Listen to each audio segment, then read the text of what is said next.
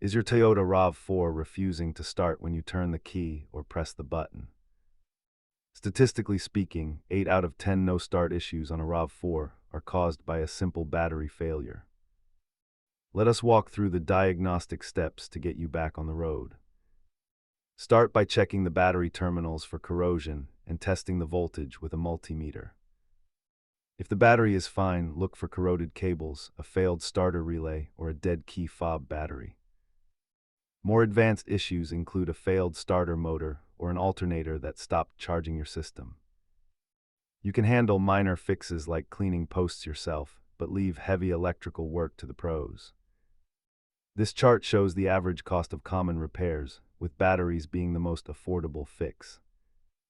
If you're still stuck, scan for OBDI codes and inspect your main fuse box for blown circuits. Keep a basic toolkit with a multimeter and a scanner handy to identify these issues quickly. Always prioritize safety by disconnecting the battery before performing any electrical repairs.